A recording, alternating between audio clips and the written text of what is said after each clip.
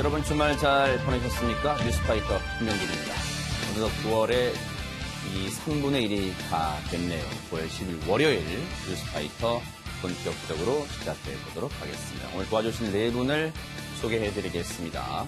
오윤성 순천향대 경찰행정학과 교수, 정신과 전문의 최명기 원장, 손수호 변호사, 그리고 시사평론가 장희영 교수, 이렇게 네 분과 함께합니다. 어서 오십시오. 예? 여러분과 함께하는 뉴스파이터 첫 번째 얘기부터 풀어보겠습니다. 어제 KTX 부산역에서요, 많은 분들이 소스라치게 놀랐다고 합니다. 오윤성 교수님. 네. 어제 오전인데요.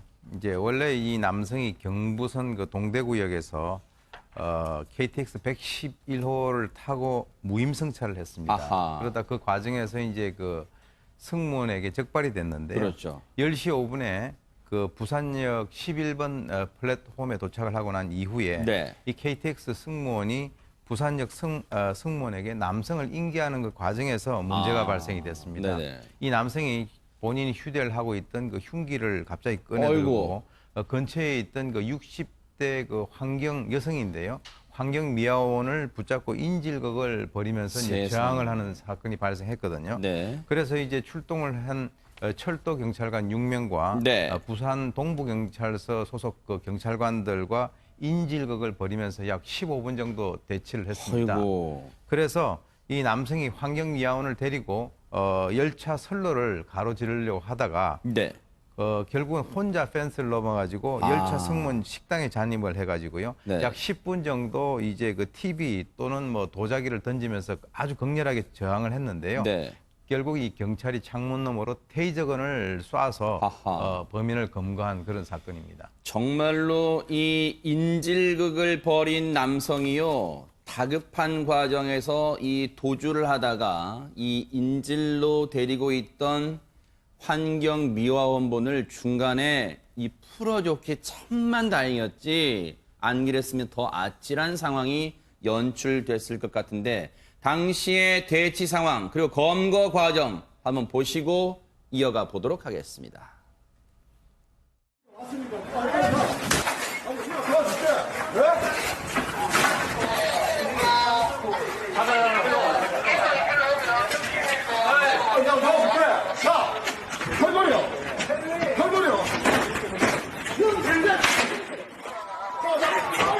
들어라! 제압!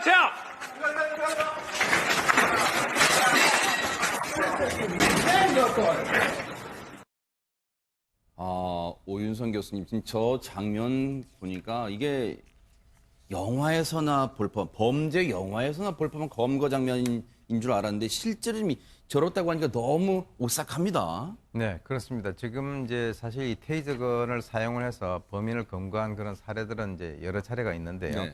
예, 사실 이제 이 무임승차 사실이 적발되고 난 이후에 이어진 그 행동 붕괴에 있어서의 도미노 현상이 아닌가 이런 생각이 드는데요. 네. 예, 본인 나름대로 얼마든지 거기에서 이제 자기가 뭐 임금을 그 지불한다든지 그렇게 합리적인 방법으로 해결할 수 있는 여러 가지 어떤 대책이 있음에도 불구하고 저렇게 인질로 사건으로 연결됐단 말이죠. 네.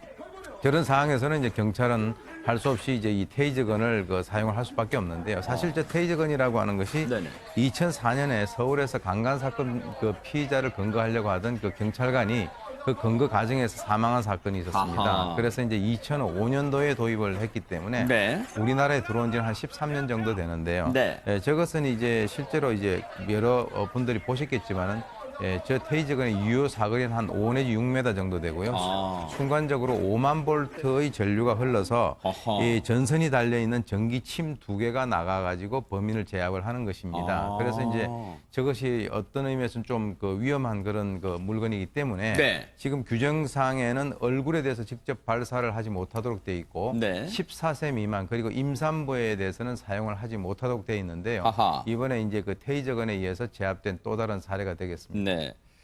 당시에 15분 정도 저렇게 대치가 이어지다 보니까 주변에 계신 분들이, 많은 분들이 저 상황을 직접 눈으로 목격하셨을 텐데 얼마나 놀란 가슴을 쓸어내렸을까요? 당시 얘기 좀 들어보시고 이어가 보도록 하겠습니다. 경찰하고 한참 좀 대치했어요. 옆에 칼을 들고 지금 옆에 가지를 못했다 아닙니까? 무서웠어요. 진짜 무서웠어요. 그러고 이제 잡아가려고 다리 잡아가려는 거야. 저 피의자 남성요, 뭘 잘했다고 당연히 잡아가란 말을 저렇게 뻔뻔스럽게 하는지 모르겠는데, 최명기 원장님 걱정되는 건 당시에 정말로 인질로 잡히셨던 그 여성 환경미화원분, 지금도 두려움과 공포에 떨고 계실 것 같아요, 지금도. 이제 범죄 피해자 같은 경우에 이런 이제 죽을 뻔한 위기를 넘긴 그렇죠, 거거든요. 네. 그러면 이제 외상후 스트레스 장애가 상당 부분에서 이제 발생하게 되고요. 아. 그렇기 때문에 아마 잠도 잘 안 올 테고 네. 조그만 소리에도 깜짝깜짝 놀라고. 저 때가 아마 무임승차에 네. 적발해서 내려서 이제 인계되는 과정에서 저 때부터 좀 심상치 않았던 모습인가 봐요. 네, 말씀하시죠. 네, 네. 굉장히 이제 일상생활에다 멍해서 아무것도 할 수 없으면서 네. 자꾸 하고 싶지 않아도 이때 생각이 나고 이제 꿈도 꾸고 하하. 그렇기 때문에 똑같은 상황에 처할까의 두려움 때문에 네. 아마 열차라든가 철도라든가 이런 데서 아마 다시 일하기 어렵게 되실 수도 있어요. 그럴 수 있을 것 같아요. 근데 장 교수님, 예. 지금 이 저 남성이 검거 후에 좀 당시에도 이 범행을 벌였을 때도 술에 취한 상태였다. 그리고 검거 후에도 횡설수란다. 이게 단순히 술만의 문제는 아닌 것 같다는 생각도 들어요. 본인 말에 의하면 정신병원에서 본인이 오랫동안 치료를 받은 적이 있다. 아하. 정신병력이 있다라는 걸 주장을 하는 것 같아요. 네네. 이게 뭐 진짜인지 아니면 뭐 형을 조금 뭐 감하기 위해서 하는 말인지는 아직은 밝혀지지 않았습니다만 네네. 실제로 당시에 출동을 했던 경찰 관계자의 말에 따라도 네네. 그 당시에 좀 이 남성이 좀 막 횡설수설하는 모습이었다. 조금 전에 아하. 잠깐 들렸던 뭐 잡아가라 이런 것들도 네. 술에 만취해서 마치 싸움을 하는 것처럼 아. 경찰이 오니까 그래 잡아가 당연히 잡아가야지 그러네요. 막 이런 식의 이제 횡설수설하는 모습을 보이고 있기 때문에 네. 아직 구체적인 범행 동기는 알려지지 않았다가 현재까지의 결과. 그러네요. 이 부분은 경찰이 계속해서 면밀하게 들여다봐야 될 것 같은데, 손수호 변호사님, 저 KTX 부산역이면 정말 유동인구가 정말 많은 곳이에요. 그런 데서 저는 흉기 인질극, 정말 생각만 해도 소름이 끼칩니다. 네, 그렇습니다. 지금 구체적으로 한 행위에 대해서 당연히 형사처벌로 이어질 것으로 보이는데요. 네네. 우선 이제 집기 등을 집어 던진 부분들은 또 재물손괴 행위가 앞서 되겠고요. 올때 막 도자기도 막 던지고 네. 그래가지고 극렬 저항했어요, 진짜. 그렇습니다. 그리고 또 마음대로 다른 사람이 사용하는 그런 건물에 들어갔다는 점도 뭐 건조물 침입이 될 수 있고. 아하, 네. 하지만 중요한 거는 이제 그 인질 관련된 부분이 되겠습니다. 네. 그래서 사실 인질을 잡은 다음에 어떤 행동을 했느냐, 인질을 잡은 후에 무엇을 구체적으로 요구했느냐, 뭐 이런 부분이 어떤 규정이 적용되는지를 결정하는 중요한 요소 중에 하나인데요. 네. 만약에 그 사람을 지금 상황처럼 뭐 체포, 뭐 감금, 뭐 약치 유인한 후에 인질로 삼아서 뭐 다른 제3자에게 어떠한 그 의무 없는 일을 하도록 강요했다면 네. 이게 인질 강요죄가 성립할 수 있거든요. 아하, 네. 근데 이런 인질 강요죄는 미수범도 처벌을 하고요.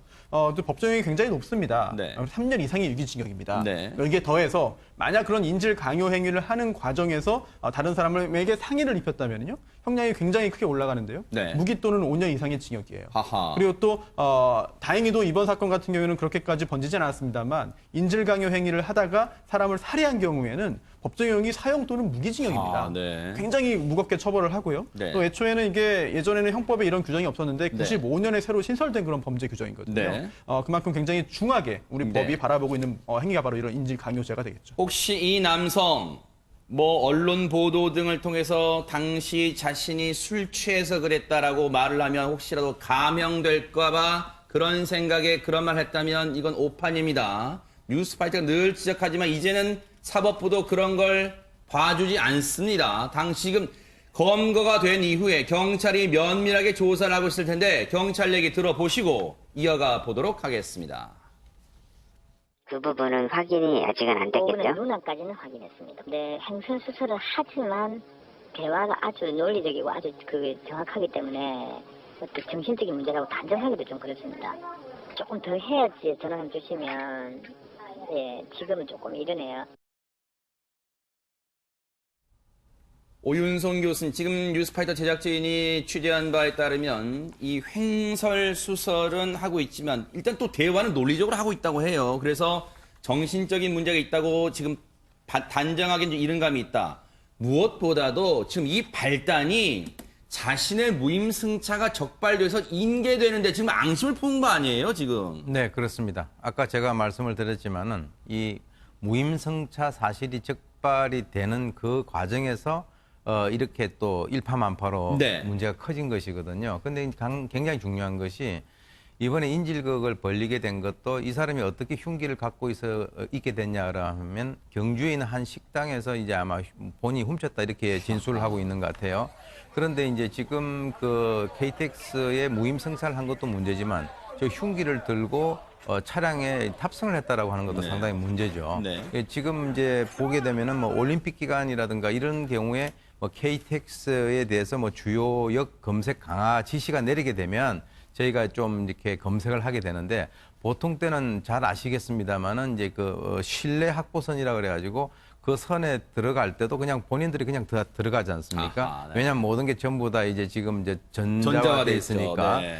그런데 지금 외국에 나가 보면은요, 가까운 뭐 중국 같은 경우도 모든 KTX라든가 기차를 탈 때도 다 검색대를 통과를 하게 돼 있어요. 그래요? 네. 그래서 지금 우리나라 같은 경우는 저것이 이제 지금까지 저런 일이 별로 크게 이제 문제가 되지 않아 가지고 조금 이제 소홀한 감이 있지 않는가라고 하는 생각이 드는데요. 네. 예, 보안 검색에 관련돼 있는 그 대비책을 이번 기회에 한번 좀 생각을 해볼 그런 시기다 이렇게 생각을 합니다. 지금 오윤성 교수님께서 정말 중요한 점을 짚어주신 것 같아요.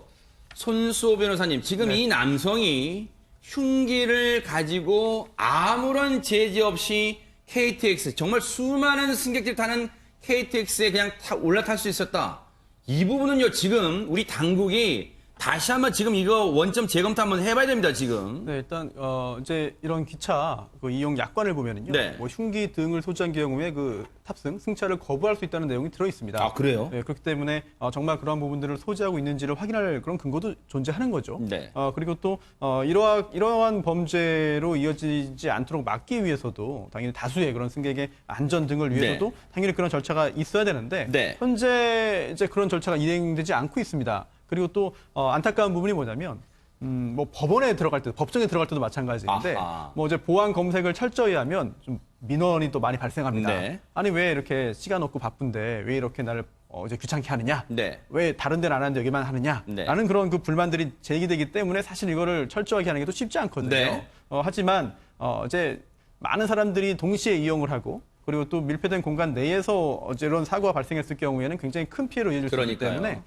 이런 보안 검색의 어떤 필요성은 점점 더 커지는 것 같습니다. 이 부분은 장 교수님, 우리의 시민의식과도 관련이 있다고 봐요. 왜냐하면 지금 당장 내일부터 KTX를 탈 때 이제부터는 보안 검색을 강화하겠습니다. 그래서 승객 여러분들은 조금 일찍 KTX 역사에 도착하셔가지고 검색대를 통과해 주십시오라고 만약 한다면 아마 진짜 조금 전에 손수호 변호사님 말씀처럼 불만이 빗발칠 거예요. 그런데 네. 이런 일이 일어났을 때를 생각해 보세요. 그러면 다 승객, 시민들의 안전과 직결되기 때문에 우리의 의식 수준도 좀 변화가 돼야 될 것 같습니다. 요즘에 뭐 유행어처럼 자주 쓰이는 말인데 뭐 그때는 맞고 지금은 그러네요. 틀리다인가 아니면 네. 반대인가요? 그게 이제 사회 현상에 따라서 이제 그런 현상들이 변화하는데 해외에만 가도 왜 배나 기차나 이런 거 승선할 때 비행기 타듯이 다 이렇게 벨트까지 풀러서 검색하는 이런 네네. 것들이 종종 있거든요. 그러니까 이런 것들이 사회에 따라서 그동안에 우리나라에서는 이렇게 흉악범들이 범죄들이 많지 않았었기 때문에 네. 그냥 묵인하고 넘어갔던 거라면 이제는 말씀하신 대로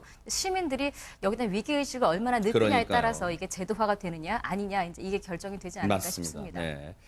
어쨌든 가슴 철렁한 순간 정말로 우리 경찰의 발빠른 대응 그리고 이 많은 경찰분들의 이 대응과 그리고 순간적인 판단이 더 큰 참사를 막을 수 있었지 않았냐 이런 생각도 듭니다. 자, 지금 시각이 9시 34분을 이제 막 넘었고요. 지금 여러분께서는 사건 사고를 집중 파헤치는 뉴스파이터와 함께하고 계십니다. 자, 여러분과 함께하는 뉴스파이터 이제 다음 얘기로 넘어가 보겠습니다. 이 팬과 가수에는 좋은 일만 있을 줄 알았는데요. 이런 일도 생겼습니다. 손수호 변호사님. 네, 가수 이야기입니다. 네. 주로 이제 라이브 카페에서 활동하는 가수 김모 씨가 있는데요. 아하, 네. 이 가수 김모 씨와 이 가수 김모 씨의 팬클럽 회원인 이모 씨 사이의 네. 송사 이야기입니다. 참고로 이 가수는 그냥 남성이라는 것만 저희 참고로 시청자분께 말씀드릴게요. 요거 말씀하십시오. 네네. 네, 2009년에 이 이모 씨가 이제 가수 김모 씨의 팬클럽으로 가입을 했어요. 네네. 팬클럽 회원이 됐어요. 그리고 네. 그 다음해인 2010년부터 2012년까지 2년 동안 무려 2억 2,500만 원이 전달됩니다. 왜요? 2억 넘게 왜 줘요? 일단 네. 이 팬 이 씨는 이렇게 주장을 한 거죠. 이건 내가 가수한테 빌려준 거다. 어허. 이런 주장하면서 작년에 네. 이제 이 가수를 상대로 소송을 제기했는데요. 어허. 내가 빌려준 2억 2,500만 원 돌려달라. 돌려달라. 아하. 라고 하는 소송을 법원에 정식으로 제기했습니다. 아하. 아니, 오 교수님. 2억 넘는 돈이 가수한테 전달된다. 무슨 사연이 있을 것 같은데 그 한두 푼도 아니고요. 뭐 어떤 사연이 있었을까요? 지금 이제 이 라이브 카페라고 하는 것이 우리가 한번 주목을 할 필요가 있습니다. 네네. 이 라이브 카페 같은 경우는 주로 이제 이전에 흘러간 그런 노래를 부른 은퇴한 그런 그 가수분들이 주로 이제 통기타 가수들이 이제 많은 편이죠. 네. 그래서 이제 저쪽 하남 쪽에 가면 그 일대 쫙 많이 있잖아요. 또. 그렇습니다. 네네. 이 라이브 카페들이 쫙 네. 있는데요. 실제로 이제 거기 가시는 분들은 젊은 층보다는 그 이전에 본인들이 젊었을 때 그 노래를 들었던 그 계층들이 추억을 이제 좀 되살리기 위해서 가는 그런 경우가 있거든요. 네.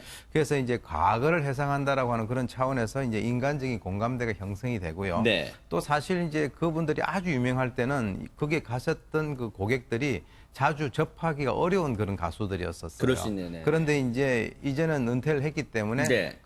라이브 카페에 가게 되면 그분들을 갖다 쉽게 만날 수 있는 그런 상황이 되기 때문에 가까운 곳에서 볼 수 있잖아요. 또. 그렇습니다. 네. 가까이 만날 수 있고 또 직접 얘기도 할 수 있고 그런 상황에서는 상당히 그 심리적으로 친밀감이 형성이 될 수 있거든요. 네. 그렇기 때문에 이제 아마 이분도 본인이 그 팬클럽에 가입을 한 것 같아요. 팬클럽에 가입을 하고 난 이후에 자기는 이 노래를 통해서 상당히 심리적인 안정감 또는 이것을 많이 얻었다라고 그럴 수 하는 있죠. 네네. 그것에 대한 나름대로의 어떤 그 자기의 성의 표시로 아하. 돈을 조금씩 매달 붙이기 시작을 했고요. 네. 그리고 이제 그 이후에도 뭐 여러 가지 어떤 그 돈을 지속적으로 그분에게 제공을 하는 네. 그 과정에서 네. 아마 이 2억 2,500만 원까지 아하. 이제 된 것 같은데 네. 어느 순간에 아마 이 두 분 사이에 있어서의 어떤 인간적인 균열이 발생하지 않았는가라고 네. 생각이 되는데 네. 그래서 이번에 이제 민사 소송을 네.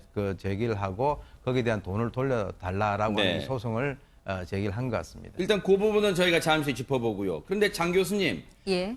좋아하면 팬클럽 요즘 젊은 사람들도 그럽니다만 좋아하면 팬클럽 가입할 수는 있어요. 그런데 팬심을 넘어서 2억 2,500만 원 돈. 아니 어떤 방식으로 어떻게 건너간 거예요? 그 정도의 금액이면 정말 단순한 팬이었을까라는 의심도 드는 부분이긴 네. 합니다. 2년이 넘었고 라이브 카페 지금 잠시 우리 오 교수님 설명해 주셨습니다만 TV에 막 나오고 화려하게 인기를 끄는 분들이 아닌 거예요. 그러니까 어쩌면 진정한 처음에 팬으로서 내가 인정하는 가수가 이렇게 작은 무대에 서는 게 안타까웠을 수도 있고 또 이러다가 가수 활동이 끝날 수 있을지도 모른다는 생각이 들었을 수도 있고 아마 처음에는 선의로 이제 팬클럽에 가입한 이후에 의무사항은 아니었지만 매달 20만 원씩 후원금을 보냈다고 합니다. 네. 이제 활동비나 여러 가지 이제 명목으로 좀 아하. 쓰십시오라고 이제 팬 차원에서 보냈겠죠. 네. 아마 그러다가 인간관계 균열이 갔다라는 건 그 전에 인간관계가 좀 더 있었다라는 표현일 수 있는데 조금 더 가까운 사이가 되지 않았을까 싶어요. 좀 가족처럼 정말 이 가수를 내가 정말 계속 키우고 싶고 지켜주고 싶고 네. 이런 부분.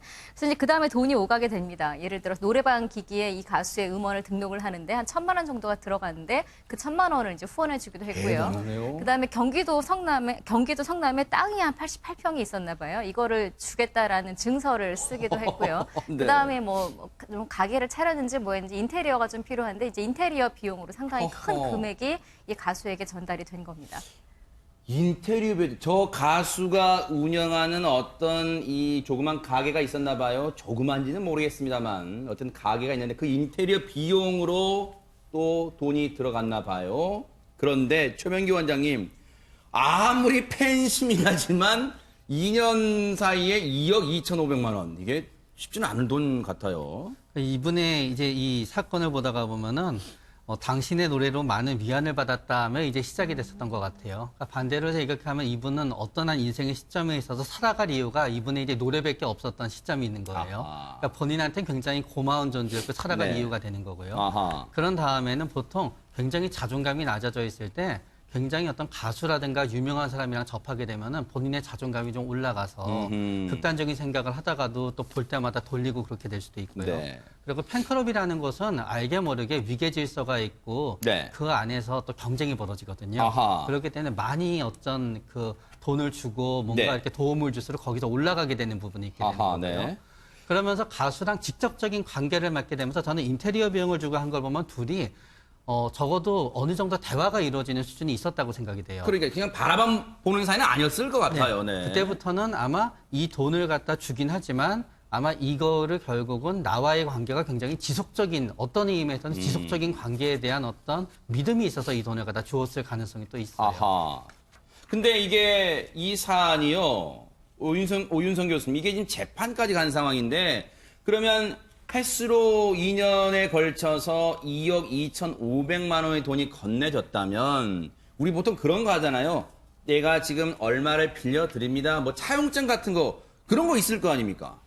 그게 없기 때문에 이제 이번에 재판부에서 그쪽에 대해서 이제 패소 판결을 내린 거예요. 아, 이게 없어요, 지금? 네, 그렇습니다. 아. 그래서 이제 사실 우리가 이제 어떤 돈의 성격에 따라 가지고 이제 양측의 의견이 갈려져서 민사 소송이 제기됐을 때는 네. 이 소송을 제기를 한 측이 그 이를 증명할 책임이 있다라고 하는 것이죠. 네. 그런데 이번에 이제 그쪽의 그 변호인 측에서는 네. 차용증을 갖다가 사실은 이제 쓰지는 않았지만은 그 가수 측에서 음식점 인테리어 비용이 필요하다라고 해가지고 빌려준 돈이다라고 주장을 하고 있는데 네. 그런데 이제 재판부를 그 납득을 시킬 증거가 부족하다라고 하는 것이죠. 네. 그 왜 그러냐면은 뭐 이자 명목으로 받았다라고 하는 그런 돈이라든가 네. 이런 여러 가지 것들을 봤을 때 돈의 액수라든가 지급 시기라든가 이것들을 네. 보게 된다면 네. 2억 2,500만 원에 대한 이자로 보기 어렵다. 네. 그리고 결정적인 것이 차용증 작성이 안 됐고 네. 또 이제 빌려준 돈이라고 인정할 만한 자료가 없다라고 아하. 하는 것이 이제 그 재판부의 결정입니다. 근데 장 교수님, 지금 이 일단 출발은 팬심으로 시작했던 이분의 얘기를 들어보면, 아니, 재판장님, 제가 이 가수한테 이자 명목으로, 그냥 돈을 빌려줬기 때문에 이자 명목으로 제가 돈도 받았다니까요. 지금 이렇게 얘기하고 있다면서요, 지금? 맞아요. 아마 돈을 받긴 했었을 것 같아요. 조금씩은. 그러니까 구두로라도 이렇게 큰 돈이 갔으면 굳이 차용증까지는 안 써도 사실 빌린 금액이라고 보는 게 맞죠. 그러니까 아마 이자를 지급한다고 이 가수가 조금씩은 돈을 보냈던 것 같아요. 그런데 지금 오윤석 교수님 말씀하신 대로 재판부에서 인정하지 않은 이유는 그 돈을 조금씩 받은 게 증명이 됐음에도 불구하고 이게 뭐 딱딱 정해진 어떤 이자를 받았다라는 증거로 보기도 어렵고 매달 며칠 날 딱딱 들어오는 게 아니었을 수 게다가 있나 봐요. 차용증 자체가 없잖아요. 그러니까 아하. 이 돈이 이자로 준 돈인지 뭔지 아무런 증명을 할 수 있는 게 네. 없는 거예요. 그러니까 이 빌려준 사람은 이걸 이자 명목으로 받은 거다라고 주장을 하지만 네. 주장이 받아들여지지는 않았습니다. 아하. 그럼 손 변호사님, 네. 2억 2,500만 원이 건네간 건 그럼 가수 측도 인정을 하는 부분인가요? 그렇죠, 내가 2억 예. 2,500만 받았습니다. 그 부분은 네. 인정했습니다. 아. 네, 다만 그 돈의 성격에 따라서 소송의 승패가 갈리게 되는 거죠. 아하, 네. 만약 실제로 이 돈을 빌려준 돈이라고 한다면 뭐 이 부분은 당연히 갚아야 되는 것이고요. 네. 뭐 이제 그 대여금 채권의 소멸시효도 다 이제 완성되지 않은 기간이기 때문에 당연히 갚아야 되는 것인데요. 네. 반면 그게 아니라 대가 없이 받은 돈, 뭐 후원금, 증여 이렇게 해석된다면 이 부분은 돌려줄 이유는 없거든요. 네. 합의해서 원만하게 돌려줄 수는 있지만 네. 돌려줘야 될 의무는 없는 것이기 때문에 아하. 그 부분에서 소송의 승패가 갈리게 됩니다. 근데 일단 이 돈을 2년에 걸쳐서 2억 2,500만 원을 물론 출발을 뭐 팬심으로 시작했을진 몰라도 일단 돈을 가수에게 준 이 분 입장에서는 이제는 좀 아까울 거 아니에요, 장 교수님. 2억 2천 이게 25만 원도 아니고 250만 원도 아니고 물론 250만 원도 큰 돈입니다만 이게 2억 2,500만 원이란 말이에요. 우리가 밝혀지지 않았습니다. 분명히 무슨 사건, 무슨 일이 있었을 거예요. 이렇게까지 두 사람 틀어진 사이에? 이유가. 아하. 그리고 2억이 넘는 큰 돈이 조금 간 게 아니라 조금 간 돈이 있고 한꺼번에 확 간 돈이 있는 거거든요. 네, 아까 1,000만 원 같은 경우는요. 네. 그 1,000만 원도 그렇고 그렇죠. 인테리어 비용도 그렇고요. 그러네요. 그리고 이러다 보면 사실은 이제 팬이라기보다는 아마 이 가수의 인생을 같이 뭐 후원자, 투자자 이런 개념으로 아마 같이 이 팬이라는 분은 가지 않았나 하는 생각이 듭니다. 근데 아마도 본인 투자한 것만큼 이분이 열심히 하지 않았다거나 혹은 뭐 네. 둘 사이에 뭐 인간관계가 틀어졌다거나 어떤 다른 이유가 사실은 있지 않을까 하는 네. 추측이 가능하죠. 이렇게 되면 일단 재판이 진행이 됐고 그러면 손수호 변호사님 재판부는 그러면 가수에게는 이 2억 2,500만 원에 대해서 한 푼도 다시 돌려주거나 물어줄 책임이 없다고 본 건가요? 어떻습니까? 네, 그렇습니다. 왜냐하면 단 한 푼도요? 네, 지금 원고는 2억 2,500만 원을 빌려준 것이기 때문에 돌려받아야 한다는 주장을 한 것이고요. 어허. 또 피고인 가수 입장에서는 아니다. 나는 대가 없이 증여받은 것이기 때문에 돌려줄 이유가 없다라고 팽팽하게 대립했기 때문에 보통 이런 경우에는 증거가 좀 확실하지 않잖아요. 그러면 법원에서 조정을 하는 경우가 있습니다. 그래서 중간 지점에서 어느 정도 타협을 하는 경우가 많은데 네. 양측의 어떤 감정이 굉장히 지금 심하게 대립하고 있는 것으로 짐작돼요. 네. 이런 조정도 성립되지 않고 판결 선고까지 갔고 네. 게다가 또 이제 법원에서 그러면 누가 이거를 증명해야 되느냐. 원고가, 즉 팬이 대여금이라는 것을 증명해야 되는 건지 네. 아니면 피고인 가수가 아닙니다. 저 조건 없이 받은 겁니다. 이걸 증명해야 되는 건지 이게 여기에 따라서 승패가 갈려요. 증거가 네. 부족하면. 아하. 그런데 우리 현재 법 체계에 따르면 주장을 한 사람, 즉 네. 원고죠. 여기서는. 네. 빌려줬다고 주장을 한 사람이 빌려줬다는 증거를 제출해서 판사를 설득해야 됩니다. 그래요? 그런데 거기에 이르지 못했기 때문에 패소한 것이고요. 재판부가 이렇게 차용증이 없는 경우에 굉장히 다양한 증거를 가지고 판단할 수밖에 없어요. 그런데 어제 팬이 이렇게 말했죠. 2억 원을 줬는데 이때 음식점 인테리어 비용이 필요하다고 해서 빌려준 거다. 그러면은 실제로 이 가수가 음식점을 당시에 새로 열었는지, 또 인테리어 비용이 정말 2억 원이 필요했는지, 실제로 인테리어 비용, 정말 음식점을 그렇게 인테리어 비용을 들여서 했는지 등을 따져야 되는 것이고요. 네. 그리고 또 이게 사실 차용증 있잖아요. 네. 이게 서류잖아요. 네. 서면 종인데 이게 없어도 빌려줬다는 사실을 인정받을 가능성은 다양하게 많이 있습니다. 아, 그래요? 그래서 관계가 좀 애매하고 좀 서먹하고 아니면은 또 굉장히 좀 송이를 이제 서류를 요구하기에 좀 난처한 상황이라고 한다면 송금할 때 이제 그 적요 있잖아요. 어떤 항목을 이제 기재해서 입력할 수 있지 않습니까? 거기에 그 대여라고 하나만 남겨놔도 사실은 차용증과 비슷한 효과가 있을 수가 있어요. 야하. 네, 그리고 아니면 그 후에 문자 메시지를 통해서 네. 제가 이러이러한 금액을 지금 뭐. 대여해 드렸는데 네. 잘 받으셨죠? 네. 이렇게라도 남겨놨으면 증거가 될 수 있는데 그런 것마저도 없기 때문에 패소한 네. 것이 아닌가 이렇게 생각됩니다. 근데 물론 이 가수 입장에서는 이번 재판 1심 재판을 승소했기 때문에 저희가 무슨 이 도의적으로 가수분이 책임질 그런 의미로 말씀드린 게 아닙니다. 그냥 상황만 말씀드린 거 이렇게 승소는 했고요. 그런데 최명기 원장님, 이 돈을 드린 분 입장에서도 이런 말씀을 하실 수 있을 것 같아요. 아니 그러면 우리 그 팬과 가수의 사이에서 어떻게 막 돈을 빌려줄 때마다 그래요? 자, 차용증 씁니다. 다 도장 찍으시고 각서하고 사인하고 한 장씩 나눠 갖고 어떻게 이럴 수가 있어요라고 항변도 할 수 있을 것 같습니다. 네, 그러나 이제 그 똑같은 얘기를 가수도 할 수 있는 거죠. 아하. 그래서 나는 그런 게 없었기 때문에 순수한 의도로 받았다라고 이제 가수가 항변할 수가 있는 거예요. 네. 그래서 꼭 이 사안에 관계된 얘기는 아니지만요. 네. 결국은 이제 대부분의 경우 보다가 보면은 유명인이 이렇게 도움을 받는 경우에 돈이 떨어지게 되면은 그때부터 관심이 떨어지는 경우가 많아요. 네. 그렇기 때문에 돈으로 관심을 갖다 사고자 하게 되면은 네. 나중에 이제 그게 우리 일반 생활이든 아니면 네. 유명인과의 관계든 항상 문제는 발생하게 되는 아하. 거예요. 또 다른 팬들이 네네. 있을 거예요. 이제 이 한 명만 이제 후원 또는 금전 거래를 한 것이 아니라 다른 팬들도 어떻게 했는지를 좀 따져봐야 됩니다. 아마 이 부분도 중요하겠네요. 재판부가 따져봤을 거예요. 네. 그런데 다른 팬들 역시 나는 후원한 겁니다. 돈 빌려준 거 없습니다. 이런 이야기를 했다면 이제 원고의 주장의 신뢰성이 좀 더 떨어지게 아하. 되겠죠. 그런데 사실 오 교수님 꼭 이번 사안뿐만 아니더라도 주변에서 이런 비근한 사례가 좀 있긴 있을 것 같아요. 팬과 어떤 가수 사이에서요. 사실 이제 가수와 팬 이 두 사람 간의 관계가 아니라 하더라도 네.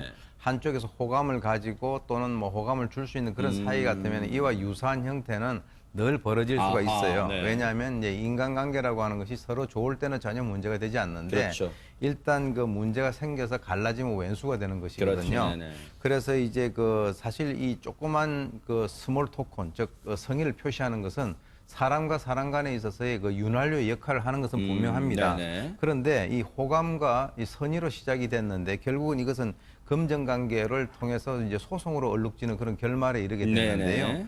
사실 그 사람 간에 있어서의 그 어떤 돈에 여러 가지 어떤 그 거래가 있는다 하더라도 기본적으로 액수가 과하다든지 네네. 또는 뭐 여러 가지 어떤 그 복잡하게 얽히게 되면 이런 식으로 문제가 발생할 수 있는 소지가 상당히 그러겠네요. 커진다라고 하는 것이죠. 네. 그래서 오히려 어떻게 보면 이런 말이 있지 않습니까? 네. 가까운 사람 간이면은 오히려 또 이 돈 거래를 갖다가 하지 말라라고 네. 하는 것이죠. 그래서 오히려 빌려주는 것보다는 아예 그냥 조그만 돈을 주는 것이 훨씬 더 인간관계를 지속시킬 수 있는 그런 어떤 방법이다 이런 얘기도 있습니다. 네. 팬이 패소했지만 지금 항소에서 2심이 지금 벌어지고 있거든요. 아, 그래요? 네. 그렇기 때문에 아직 뭐 법적으로 결론이 난 건 아니고요. 재판을 지켜봐야 되는 것이고 다만 짐작입니다만 이 둘 사이가 지금은 아니지만 과거에 굉장히 가까웠을 거예요. 그렇다면 주고받은 문자 메시지가 굉장히 많을 겁니다. 아. 그러한 부분들을 통해서 객관적으로 접근할 수밖에 없을 것 같습니다. 네.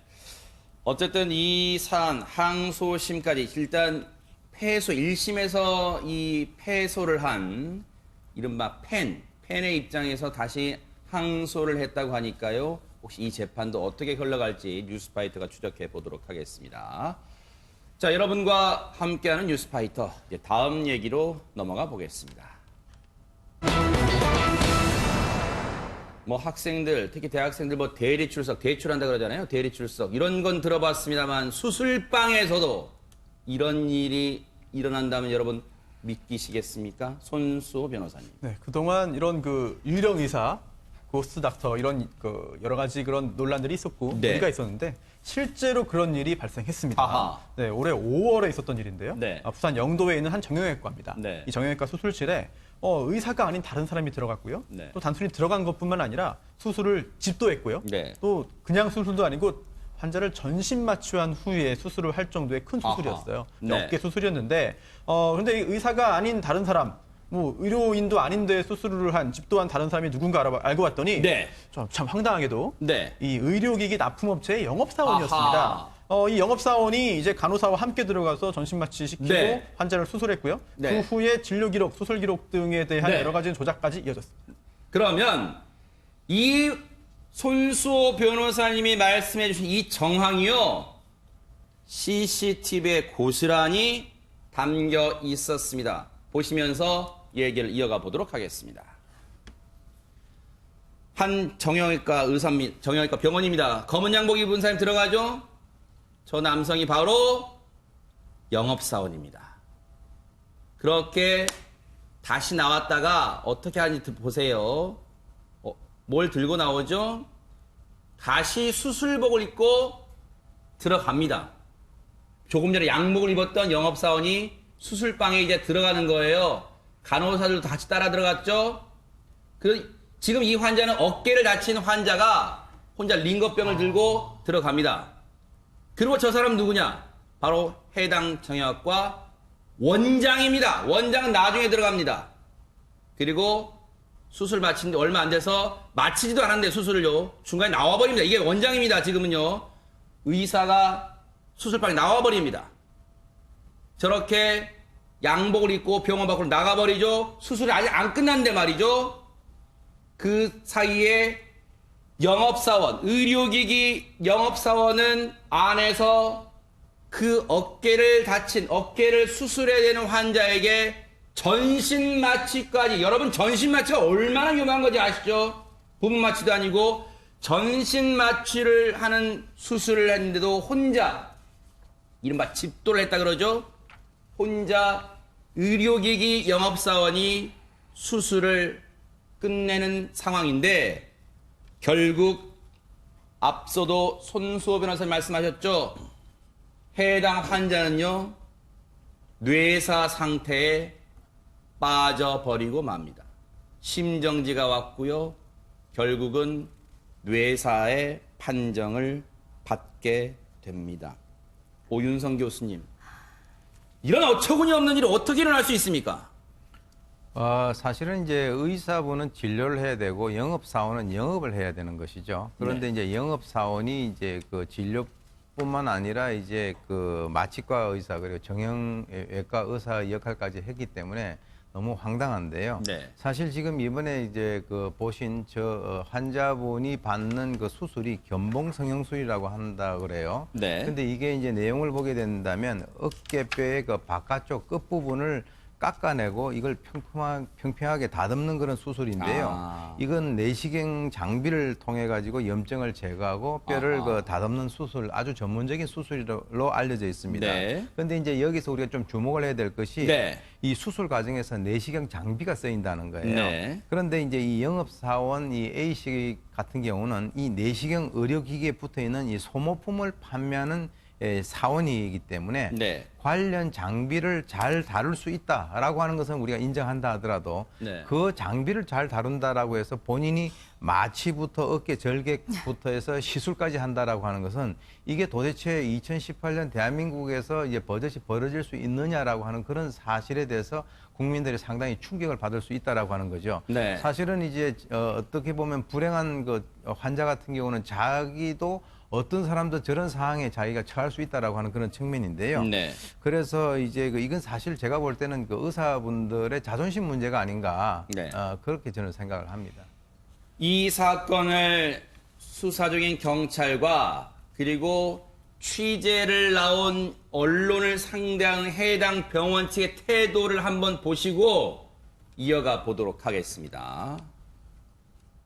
영업사원은 그 수술 과정에서 그 어깨를 절개하는 부분부터 직접 내시경 카메라를 어깨에 삽입하여 그 염증을 제거하는 그 수술 전반에 걸친 과정에 참여를 했습니다. 그 수술 과정에서 다시 의사는 수술실 밖으로 한 차례 나왔다가 최종 수술이 마무리되는 시점에서 다시 수술실에 들어갔다가 나가는 그런 장면이 확인됐습니다. 의사의 어떤 업무 관계상 바빠서 그리고 의료기기 사용법에 대해서는 의료기기 납품업체에서 더욱 많이 알고 있다는 부분, 그리고 의료기기 납품업체와 거래처인 병원과의 어떤 관계 유지를 위해서 대리수술을 행했던 걸로 보고 있습니다. 지금 이거 진료하고 이제 이렇게 갖고 들어오는 건 아니죠.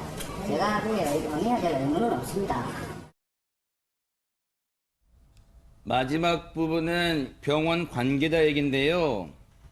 이제 MBN을 비롯한 많은 언론들이 취재를 갔잖아요. 그러니까 뭐라고 한 줄 아세요? 지금 진료를 하고 있는데 이렇게 카메라 갖고 들어오는 건 아니죠? 내가 취재에 응해야 할 의무는 없습니다라고 말을 했는데요. 최명규 원장님, 정말 적반하장도 유분수지. 환자가 지금 뇌사 상태에 빠졌는데 지금 취재 나온 언론에 대해서 나 취재 응할 의무 없으니까 나가시오. 카메라 치고 나가시오. 지금 이러고 있습니다, 지금.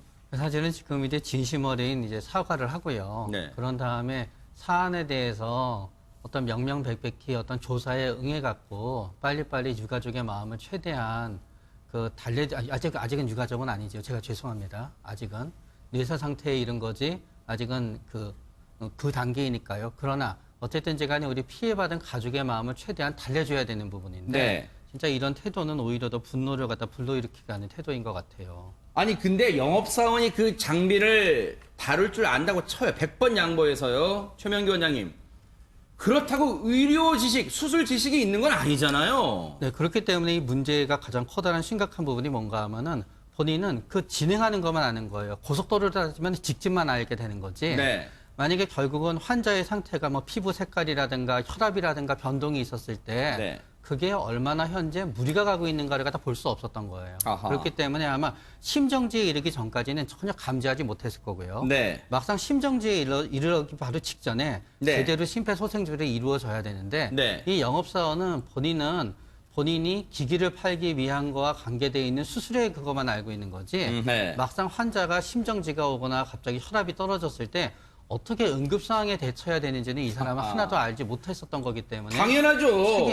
책임이 진짜 위중한 책임, 진짜 심각한 책임을 가져야 되는 거죠. 장 교수님, 예. 도중에 저렇게 옷을 챙겨 입고 병원 밖으로 나가버린 원장은 대체 입이 10개라도 할 말이 없을 것 같아. 뭐라고 얘기를 하고 있습니까, 지금? 말씀을 많이 하고 계신 것 같아요. 말을 많이 하고 있습니까, 지금? 심지어 처음에는 이런 일이 있었다는 것 자체를 다 부인을 했었습니다. 아하. 자신이 마치 집도를 한 것처럼. 네. 그런데 이제 경찰이 하나하나 증거 자료를 제시를 하고 CCTV까지 확보가 되지 않았습니까? 네. 이런 것들 제시하니까 이제 나중에 하하. 외래 진료가 너무 많아서 어쩔 수 없었다라는 식의 이제 변명을 했고요. 하하. 심지어는 이 수술을 대신 집도한 이분은 사실 갑을 관계죠. 병원과 본인은 의료기기를 납품해야 되는 아. 거고 병원에서 이 기기를 사 사준다는 조건이라면 어쩌면 갑을 관계이기 그럴 수 때문에 있겠네요, 네. 본인은 거부할 수 없었다. 그리고 본인도 나중에 알고 보니 의사가 외래 때문에 바쁘다고 했다라고 했는데 이건 어디까지 이제 의사의 진술이고요. 문제는 집도만 안 한 게 문제가 아니라 적어도 다른 사람한테 시켰으면 불안해서라도 마지막 사후 관리라도 했어야 되는데 네. 마취해서 깨고 환자가 회복되는 것도 보지 않고 저게 사복 차림으로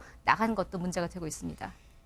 진짜 이 원장 이러면 안 됩니다. 이게 지금 변명이라고 하고 있습니까? 혼자 병원을 운영하다 보니까 외래 진료를 보느라 바빴다. 의료기기 영업사원이 기기를 잘 다루기 때문에 수술을 맡겼다. 손 변호사님, 네. 차라리 아무 말해도 말았으면 그냥 비난만 하고 할 텐데 이게 지금 무슨 말입니까 이게 지금?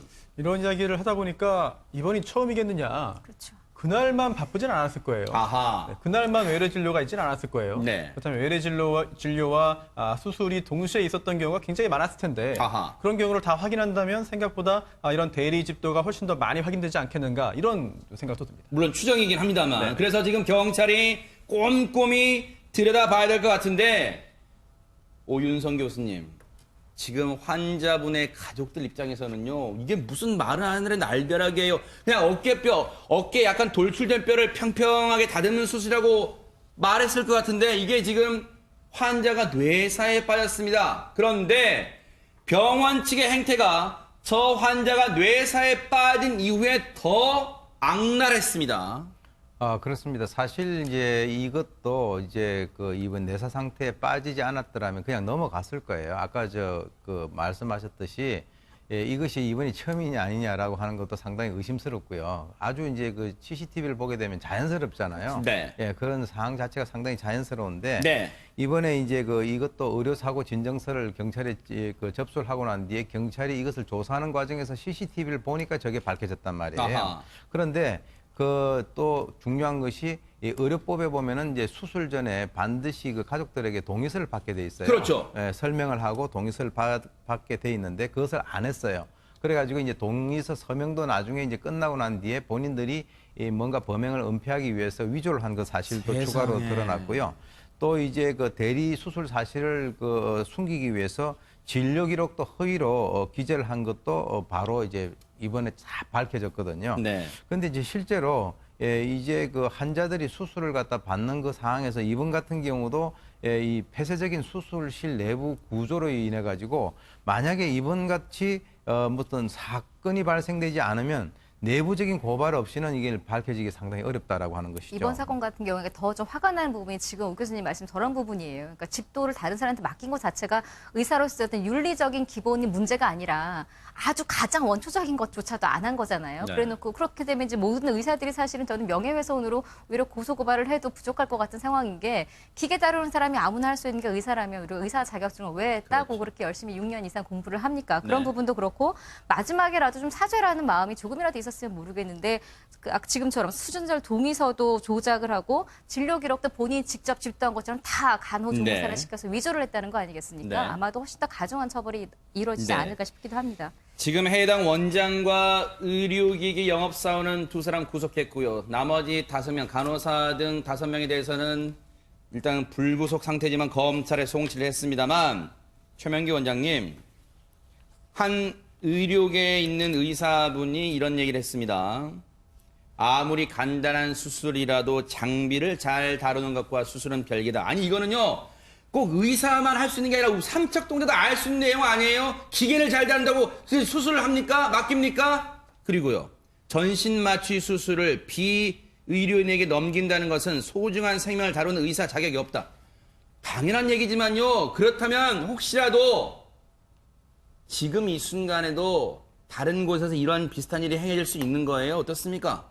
그러니까 이게 참 소중한 권리를 부여받은 거거든요. 우리가 길을 가다가 어느 사람한테 칼로 그 사람의 몸을 절개하게 되면 당연히 범죄 행위지요. 그러나 우리는 이제 그런 행위를 갖다 환자를 갖다 위해서 할 수 있도록 허가받은 거고요. 네. 그런 다음에 그게 아니라 남의 몸에 손을 대는 것 자체도 범죄 행위가 될 수 있는 건데 그거를 허가받은 거지요. 그렇기 때문에 그런 부분의 소중함을 다시 깨닫고 다시 원래 마음으로 돌아가서 네. 이런 일이 다시는 없도록 다 함께 노력해야 될 것 같아요. 대한의사협회 차원에서도 뭔가 조치를 취한다고 하니까요. 지켜보도록 하겠습니다. 분통이 터집니다, 정말. 여러분과 함께한 뉴스파이터 이제 마지막 얘기로 넘어가 보겠습니다. 지난주에 뉴스파이터에서 전해드렸던 경남 거제의 시내버스 터미널 승강장에서의 어처구니없는 사고 기억나실 겁니다. 그런데 여기에는요, 더 가슴 아픈 얘기가 있었습니다. 장 교수님. 사망 사고 자체가 상당히 안타까웠죠. 아무 죄 없는 소년이 그냥 버스에 들이받아 사망을 한 사건입니다. 네. 근데 이제 이 소년의 이제 사연이 알려지면서 더 이제 안타까움을 가해지는 건데요. 네. 이 소년이 아동 학대가 아버지가 이제 폭력이 상당히 심했는가 봐요. 그러니까 이제 어머니 같이 살지 못하고 이제 둘이 헤어졌고요. 네.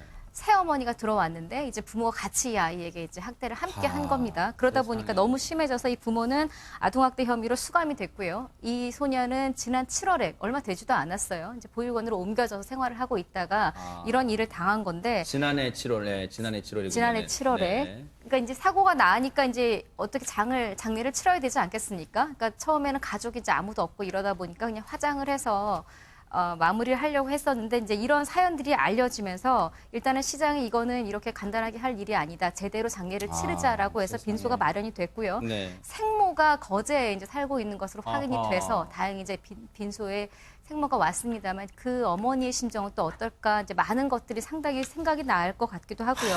이런 것들을 이 사연을 알게 된 시민들이 직접 다 빈소에 와서 상주 역할을 하면서 이제 이 사건이 오히려 상당히 안타까운 사건인데도 시민들의 정이 함께 이렇게 버무려진 사건이 되고 말았습니다. 이런 안타까운 사연이 알려지면서요, 이 거제 지역에 계신 시민분들, 뭐 또 각계 인사 많이 조문을 오셨대요. 왜냐하면 사회가 돌보지 못한 책임도 아마 같이 느끼시는 그런 마음이셨을 거예요. 그런데 최명규 원장님, 이 비극의 발단이 거슬러 올라가 보니까 가정폭력, 아버지와 계모의 가정폭력부터 시작됐다는 게 너무너무 분통 터지고 안타깝습니다. 아버지의 이제 가정 폭력이 있었고요. 그로 인해서 어머님이 이제 도저히 견딜 수가 없었어요. 이제 생모가. 그러고 나서 계모가 오게 됐는데 사실은 우리가 계모에 대해서 어떤 편견을 갖고 있지만 대부분의 계모가 들어왔을 때 대부분의 계모들은 오히려 우리 아이가 아니기 때문에 더 조심스럽게 여기고 네. 중간에 만충 역할을 잘 하거든요. 네. 그러나 이 경우에는 그렇지 못했던 것 같아요. 네. 그러다가 보니까 결국은 법에 어떤 조처가 들어가게 됐고 이 소년은 보육원에서 지내게 됐는데 네. 결국은 그거로 인해서 사고가 나게 된 거죠. 결국 네. 사고가 난 것 자체는 이 소녀가 이 사건에는 관계가 없었더라도 네. 바로 그날 그 시점에 이 소년이 인생에 단 한 번뿐이라도 단 하루라도 시간의 타이밍이 달라졌다 그러면은 그때 거기 앉아 있지 않았을 거거든요. 그러니까요. 그렇기 때문에 결과적으로는 가정 폭력이 이 소년의 사망에 대해서 책임을 져야 되는 거죠. 이 안타까운 사연을 듣고 앞서 우리 장 교수님도 말씀해 주셨지만요. 거제시장, 변광용 거제시장이 이거 그냥 서둘러 장례 치를 게 아니다. 정말 정성을 다해서 이 소년에 대해서, 이 학생에 대해서 장례를 치를 걸 지시했고요. 이 소년인을 화장한 뒤에 거제 납골 땅인 추모의 집에 안치를 했대요. 그 어머니는, 친어머니는 빈소에서 얼마나 후회가 많이 치밀고 통곡을 했을 겁니까? 그런데 오윤성 교수님, 이 소년의 이 친구들이 뭔가 이 소년이 마지막 가는 길에 조그만 선물, 하지만 작지만 큰 선물을 남겨줬다면서요? 네. 왜 그러냐면 이 소년이 알려지기로는 그 꿈이 래퍼였다라고 아하. 합니다. 그래서 이제 이 소년의 영정 앞에 이 친구들이 이제 그 평소에 좋아했던 여러 가지 간식이라든가 그리고 이제 그 교복을 아주 정갈하게 개서 이렇게 세상에. 올려놓고요. 지금 저 모습 나오네요. 네, 그렇습니다. 거기에 보게 되면 이제 그 아까 말씀드렸지만 래퍼가 꿈이었기 때문에 노래 CD들이 그 담긴 것들을 모두 이렇게 해서 그 네. 위에다가 올려놓고요. 그래서 이제 그 가는 마지막 길에 대해서 그 어떤 네. 명복을 비는 상당히 그 안타까운 그런 이제 모습이 그 관찰됩니다. 저희 뉴스파이터도 이 소년 명복을 빌겠습니다. 하늘나라에서 편히 눈 감기 바라겠습니다. 뉴스파이터 여기서 마치겠습니다. 함께해 주신 여러분 고맙습니다.